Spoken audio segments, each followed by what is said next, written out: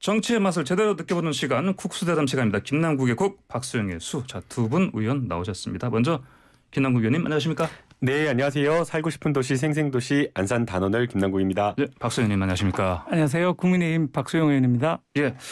자, 두 분 다 이제 대선 본격적으로 들어가니까 바빠지신 상황인데 먼저 윤석열 전 총장 첫 민생 탐방 지역 대전이었는데 자, 탈원전 정책과 관련된 문제점들을 청취하러 갔다는 거고요. 또 뭐 충청 대망론 얘기도 나오고요. 그런데 또 어제 보니까 또 윤 전 총장이 서울대도 갔고. 자, 박수영 의원님 윤 전 총장의 첫 정책 행보 네, 어떻게 평가하십니까? 예, 충청 대망론은 우리 언론에서 너무 좀 나간 것 같고요. 예. 충청 대망론이라기보다는 탈원전 정책에 대한 문제점을 짚으러 가고 또 대안을 찾으러 간 걸로 보입니다. 어제 서울대학교 그 원자핵공학과 주한규 교수를 비롯한 원자력 전문가들 만나셨거든요. 예. 그 행보에 이어서 또 대전에 가셔서 카이스트의 원자력공학과 학생들도 만나게 돼 있고 이런 상황입니다. 그래서 아마 탈원전이 이제 기후 위기라든지 기후 변화 위기라든지 뭐 우리 기업에 미치는 영향, 인력에 미치는 영향, 원자력 생태계 망가진 문제 이런 것들을 쭉 한번 짚으면서 본인이 고심을 하고 있는 것 같고요. 본인이 이제 그만두게 된 원인도 월성 원전 1호기의 경제성 조작 평가 이 문제에 대한 수사를 대전지검을 통해서 들어갔더니 이제 뭐 직무 배제도 시키고 징계도 하고 이런 식의 움직임이 있었다고 얘기를 하셨거든요. 그게 충청 대망론 뭐 지역주에 의존할 분도 아니시고 충청 대망론은 언론이 좀 너무 나간 것 같고 탈원전 정책에 대한 문제점을 지적하고 대안을 찾는 민생 행보를 보인 것이다. 이렇게 보고 있습니다. 예, 탈원전 정책 비판에 방점을 두고 첫 정책 행보를 시작했다. 예, 알겠습니다. 남국 의원님. 예. 네, 윤석열 전 총장이 너무 지나치게 원전의 경제성만에 집중하고 또 원전 생태계에 있는 기업들만 고려한 것이 아닌가라는 생각이 듭니다. 탈원전은 국가 정책으로 바람직하지 않다라는 부분에 대해서 사실은 좀 인식이 에너지 대전환에 대한 인식이 부족한 것이 아닌가라는 생각이 듭니다. 경제성과 관련되어서도 문제가 있는 인식이라고 저는 생각이 듭니다. 원전의 발전 비용만을 그냥 원료 비용만을 계산을 한다라고 하는 것은 적절한 비교가 아니라고 보이고요. 핵 원전 발전 이후에 나오는 여러 가지 핵 폐기물을 보존하는 비용도 고민을 해야 되는데 경제성에 대한 부분에 있어서 이런 부분에 대한 평가가 많이 빠져 있는 것이 아닌가 생각이 듭니다. 그러면 박수영 의원님 생각은 다르실 것 같은데 우리 다르죠. 한국이 이제 사실 한국도 사실은 프랑스처럼 원전은 강국 아닙니까? 그래서 이제 다른 나라에 수출을 하기도 하고 그러는데 그 방향으로 좀 더 이제 구체적인 얘기를 하지는 않았지만 그럼에도 불구하고 그 방향으로 공부를 많이 하신 것 같아 보니까. 예, 당연합니다. 우리 김남국 의원님 말씀하신 경제성은 돈을 계산하겠다는 것이 아니라 월성 1호기 경제성 평가가 조작되고 그게 이제 또 서류를 전부 다 폐기하고 한 문제, 법적인 문제가 있었지 않습니까? 이런 문제를 지금 윤석열 전 총장께서 얘기하신 것이고요. 탈원전을 이렇게 급속도로 가져가고 신재생을 이렇게 급속도로 도입하는 나라가 세계적으로 있는지 의문입니다. 많은 국가들이 원전을 기저발전으로 하면서 신재생에너지를 보조발전으로 사용하는 것이지 신재생에너지를 뭐 본질로 기저발전으로 삼는 것은 굉장히 우리나라 여건에서는 불편하고 불안한 상황이거든요.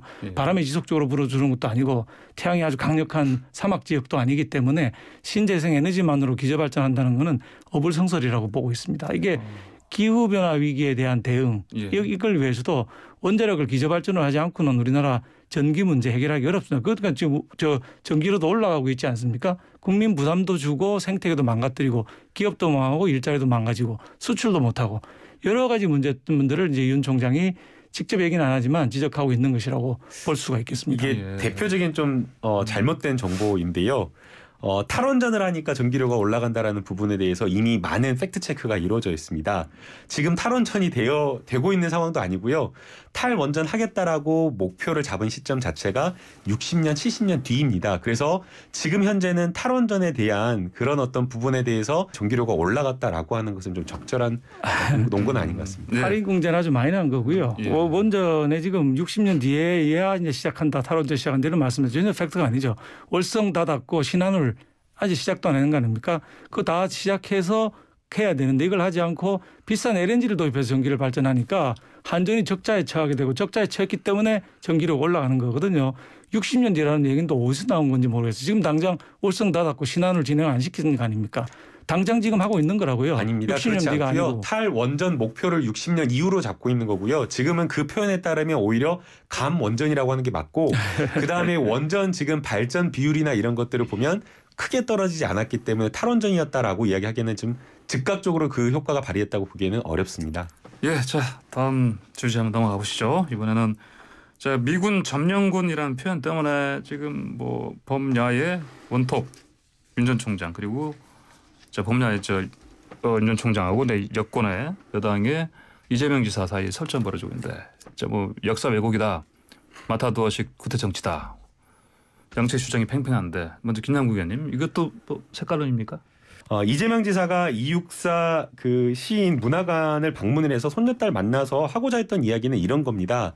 1945년 미군이 당시에 그 일제청산을 제대로 하지 않고 결국에는 그때 당시에 친일했던 관료들을 다시 기용함으로써 우리 역사가 우리 대한민국의 수립이 제대로 되지 않았다라는 지점을 지적하고 그리고 그 자리에서 264의 손녀딸을 만났기 때문에 독립운동하신 이런 어떤 후손들에 대한 국가의 어떤 처우나 대우가 정말 부정하다, 부족하다 이런 지적을 했던 겁니다. 마치 이념 논쟁 하듯이 이렇게 주장을 한 것 자체가 조금 너무 지금 21세기에 맞지 않는 공격인 것 같습니다. 구태다 이런 말씀이네요. 네. 예. 저도 이재명 지사가 이제 김원웅 그 독립회장하고 똑같이 광복회장하고 똑같이 점령군 논쟁 이렇게 벌이고 있는 것에 대해서는 사실 마땅치 않다고 생각하고 이걸 넘어서 이념을 넘어야 되는데 사실 팩트를 두 가지 정확하게 해야 됩니다. 역사에 대한 공부가 부족합니다. 우리가 이 포고문에 점령이라는 용어를 썼다고 자꾸 얘기를 하는데 영어로 occupy라는 단어를 썼거든요. 그런데 뭐하러 occupy 했느냐. 점령은 중립적인 단어이고 점령을 하는 이유가 식민지를 만들어서 수탈하려고 한 거냐. 일본군을 무장해제해서 일본 제국주의를 해체하려고 한 거냐. 이게 중요한 거거든요. 그럼 점령군이라는 단어를 자꾸 쓰는 분들은 무장해제 쪽을 초점을 안 두고 우리나라를 수탈하려고 식민지화하려고 했던 생각을 자꾸 갖고 있는 겁니다. 그런데 역사적 사실을 보면 43년에 카이로 회담 45년에 포츠담 회담 전부 대한민국 그때는 한국이죠. 코리아의 자유롭고 독립적인 국가를 만들겠다는 미국의 의지가 분명히 나타났고 그게 현실로 나타난 게 48년에 우리 정부 수립이고요. 50년 6.25가 났는데 미군이 뭐 3만 4천 명 정도나 목숨을 잃어가고 가면서까지 우리나라를 지켜준 거거든요. 그러니까 역사적인 흐름을 쭉 보면 한국을 독립적인 자유국가로 만들겠다는 미국의 의지는 분명하기 때문에 수탈을 위해서 점령했다. 이렇게 볼 수가 없는데 점령이라는 한국 단어를 쓰게 되면 수탈을 위해서 식민지화했다는 의미가 자꾸 들어가기 때문에 그렇습니다. 영어로 occupy라는 단어는 굉장히 중립적인 단어인 것입니다. 그리고 그 내용에 보면 일본군 무장 해제를 해서 일본 제국주의를 종식시키겠다는 내용이 들어있어요. 그런데 자꾸 점령군이라는 단어를 쓰면서 우리 뭐 미국을 점령했다는 식으로 보면 안 되는 것이죠. 그러니까 박수영 의원님 말씀에 따르더라도 occupy 점령이라고 하는 단어는 가치 중립적 표현이다라고 한다면 그 표현을 쓴 걸 가지고 왜 문제를 삼는지 더더욱 이해하기가 어렵고요. 이재명 지사도 그 친일 세력하고 정부를 수립했다는 쪽으로 얘기했잖아요. 점령군인 미군하고 친일 세력이 합쳐서 우리 정부를 만들었다 수립했다고 했는데 그게 아니거든요. 초대 내각을 보시면 전부 임정 사람 아니면 강복군 사람이에요. 반일 독립운동을 했던 분들로 정부를 구성했는데 그 정부를 대놓고 친일 세력하고 힘을 합쳐서 만들었다 이렇게 하면 사실이 아닌 것이죠. 거기에 대해서 이제 정채일 고려대학교 사학과 교수님께서 이런 인터뷰를 하셨더라고요. 점령 통치에 협력한 사람들이 전부 친일파는 아니었지만 친일파가 상당수 포함됐다. 반문특위가 해체돼 친일 잔재가 청산되지 않았다. 대한민국 정부 수립을 친일파가 주도한 것은 사실이다. 그리고 이것은 우리 국민들도 대부분 같은 인식이지 않을까라는 그건 생각이 정태일 듭니다. 교수님 사견이고요. 사견이 아니라 이거는 정말 정설이죠. 해방 전후세 인식의 시각에서 벗어나지 못하고 있는 거예요. 지금은 어느 때인데 아직 해방 전후세 인식 얘기가 횡행되고 있나요? 지금 사실이 아니죠. 자, 다음으로 윤 전 총장도 그렇고요, 이재명 지사도 그렇고 지금 뭐 그 리스크 얘기 나옵니다. 윤 전 총장은 처가 쪽, 이재명 지사는 이제 여배우 논란인데. 특히 이재명 지사는 또 프로축구팀 성남FC 관련 수사도 좀 때문에 좀 뭐 나와라 그런 요청을 받고 있는 상황인데 어떻습니까? 이 윤 전 총장 쪽 리스크가 더 큽니까? 아니면 이재명 지사가 더 큰 겁니까? 이거는 김남국 의원께서 먼저 하십시오. 네, 이재명 지사의 여러 의혹은 정리된 과거형이고요. 예. 윤석열 전 총장의 의혹은 현재 진행형이다. 그런 점에서 리스크를 따지자 보면 윤석열 전 총장의 리스크가 굉장히 크다라고 할 겁니다. 박성희 의원님 어떻습니까? 윤 전 총장 같은 경우는 이 처가 쪽 의혹들 이게 뭐 큰 발목을 잡는 걸림돌이 될까요? 어떻게 될까요? 뭐 이게 3년형으로 일단 틀고 갔기 때문에 1심에서 만약에 무죄가 나왔다면 문제가 됐겠지만은 3년형을 받았기 때문에 윤 총장 입장에서는 법 앞에 누구나 다 평등하다. 아무리 권력자고 권력자의 가족이든 친척이든 다 처벌받아야 한다는 입장을 보여왔는데 그대로 됐기 때문에 크게 리스크는 아니라고 보고요. 오히려 이재명 지사의 경우에 성남FC 건은 관내 대기업들로부터 뭐 160억의 후원을 받았다. 이게 불법 뇌물 아니냐 뭐 이런 걸로 소환을 하겠다고 했는데 본인이 스스로 소환에는 응하지 않겠고 서면 조사만 응하겠다 지금 이러고 있는 입장이거든요. 그렇다면 일반적인 국민들이 경찰에서 소환하는데 나 못 가겠다. 서면으로만 내겠다. 이렇게 얘기할 수 있나요? 대권 주자라고 해서 특별 대접 받아서는 안 된다고 생각합니다. 조금 이제 황당한 이게 수사인데요.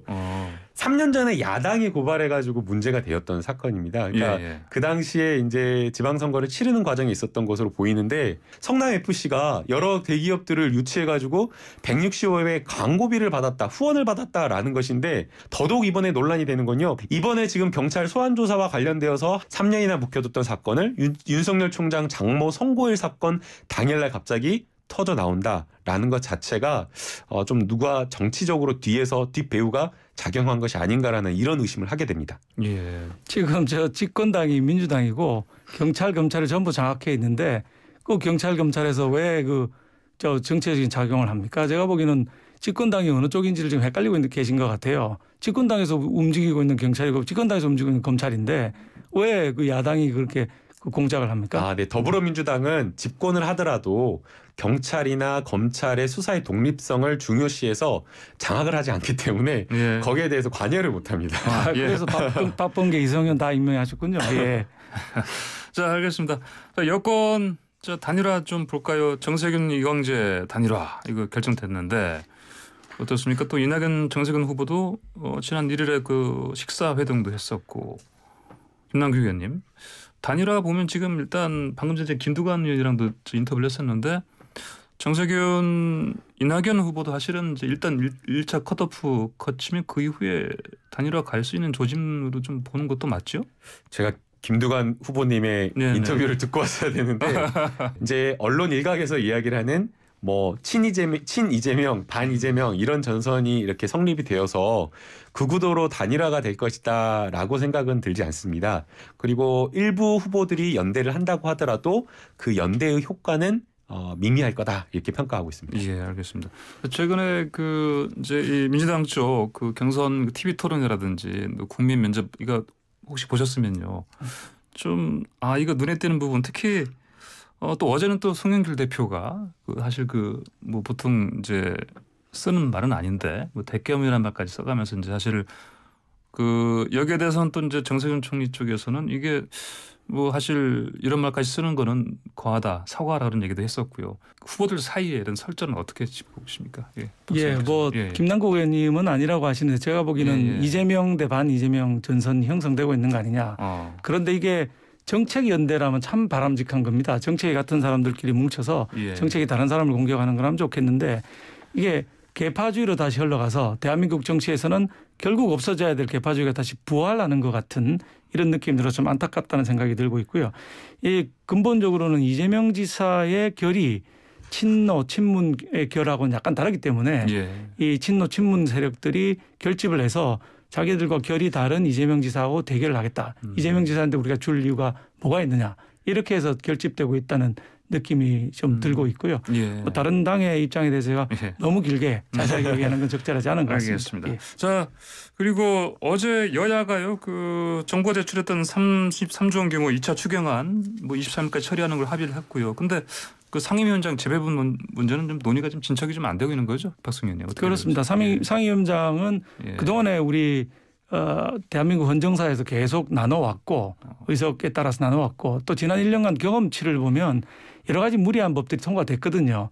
뭐 임대차 3법이라든지 기업주주 3법 같은 여러 가지 무리한 법들이 통과됐는데 이거를 1년 동안 경험하고도 고치지 않으려고 한다면은 국회가 스스로 정화하고 고치려는 노력을 못한다는 비난을 맞을 수가 있다고 생각합니다. 저는 이런 청와대 출장소 같은 방식으로 되는 입법들 이걸 막을 수 있는 장치가 국회 내에 있어야 되는데 그게 상임위원장 배분이라고 생각합니다. 그런데 여당의 지도부에서는 거기 동일한 생각을 갖고 있지 않기 때문에 전혀 지금 상임위원장 배분 문제 진행이 안 되고 있는 것 같습니다. 법사위원장 빼놓고 나머지는 준다고. 그 문제의 핵심이 법사위원장이고 그걸 막아야 우리 임대차 3법이라든지 기업구제 3법 같은 악법을 막을 수가 있게 되는 것이죠. 예, 김남국 의원님. 네, 이제 그 7석의 상임위원장 자리는 돌려드리겠다라고 했는데 야당에서는 법사위원장 자리 아니면 안 된다라고 하면서 좀 버티고 있는 것 같습니다.